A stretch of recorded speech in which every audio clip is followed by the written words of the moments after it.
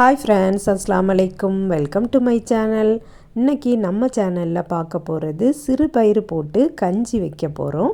எப்படி வைக்கலான்னு பார்க்கலாம். எப்போவுமே நம்ம எல்லா டிஃபனையும் போட்டு சாப்பிட்டுட்டே இருக்கிறதுக்கு பதிலாக வாரத்துக்கு ஒரு நாளாவது இந்த மாதிரி கஞ்சி வச்சு குடித்தோம்னா நம்ம வயிற்றுக்கே நல்ல ஒரு சுகமாட்டு இருக்கும். கஞ்சி குக்கரில் தான் வைக்க போகிறேன். அரை கப்பு புழுங்கல் அரிசி நல்லா வாஷ் பண்ணி எடுத்து வச்சுருக்கேன், அதையும் போட்டாச்சு. அதுக்கப்புறம் ஒரு கைப்பிடி சிறுபயிறு, அதையும் நல்லா வாஷ் பண்ணி அரிசிக்கு கூடவே சேர்த்துடலாம்.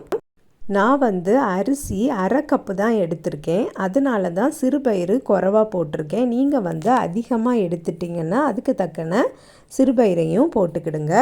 ரெண்டும் நல்ல குக் ஆகணும், அதுக்கு தக்கன தண்ணீர் ஊற்றிடலாம்.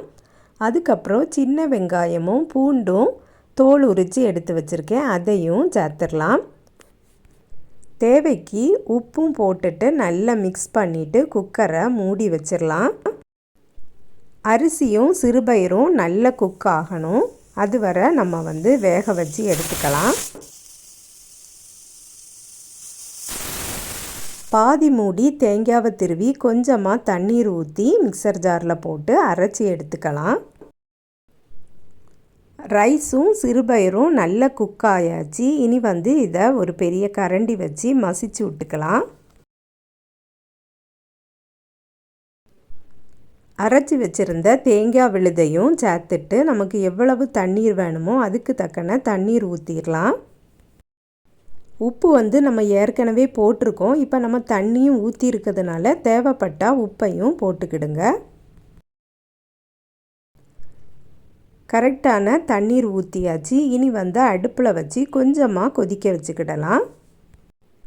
கொதித்ததுக்கப்புறமா அடுப்பை ஆஃப் பண்ணிடலாம். அவ்வளவுதான், நல்ல டேஸ்டியான சிறுபயிறு கஞ்சி ரெடி ஆயிரும். நீங்களும் ட்ரை பண்ணி பாருங்கள் ஃப்ரெண்ட்ஸ். இந்த வீடியோ பிடிச்சிருந்தனா லைக் பண்ணுங்கள், ஷேர் பண்ணுங்கள். நம்ம சேனலை இது வரைக்கும் சப்ஸ்கிரைப் பண்ணலைன்னா சப்ஸ்கிரைப் பண்ணிடுங்க. நெக்ஸ்ட் வீடியோவில் வேறு ஒரு ரெசிப்பியில் சந்திக்கிறேன். அஸ்ஸலாமு அலைக்கும்.